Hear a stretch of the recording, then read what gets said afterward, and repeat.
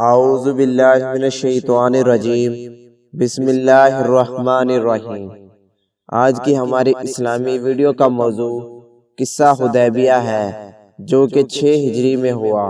ہمارے پیارے نبی صلی اللہ علیہ وسلم کو مدینہ منورہ میں رہتے ہوئے 6 سال ہوئے تھے کہ آپ صلی اللہ علیہ وسلم نے خواب میں دیکھا کہ آپ مکہ مکرمہ تشریف لے گئے اور آپ نے عمرہ ادا کیا۔ چنانچہ آپ صلی اللہ علیہ وسلم نے صحابہ رضی اللہ تعالیٰ عنہ کے ساتھ مکہ معظمہ جا کر عمرہ کرنے کی تیاری شروع کر دی۔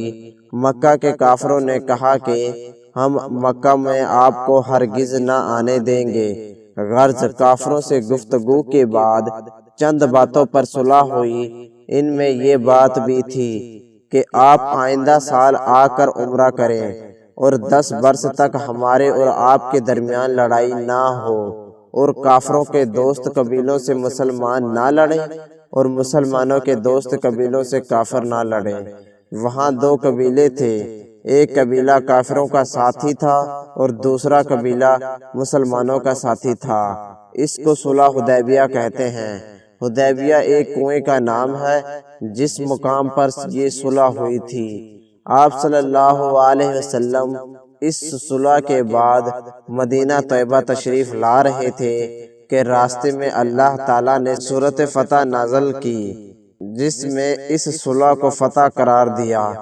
چونکہ یہ صلح آئندہ فتح مکہ کا سبب بنی، اللہ تعالیٰ فرماتے ہیں بسم اللہ الرحمن الرحیم انا فتحنا لک فتحا مبینا۔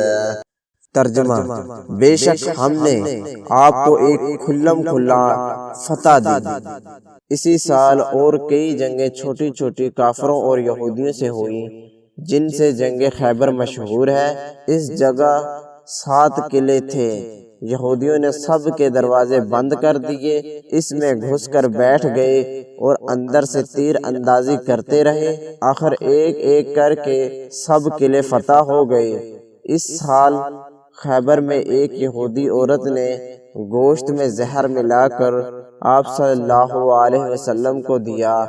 آپ صلی اللہ علیہ وسلم نے ایک لقمہ منہ میں ڈالا اور فرمایا کہ اس گوشت نے مجھ سے کہہ دیا کہ مجھ میں زہر ملا ہے۔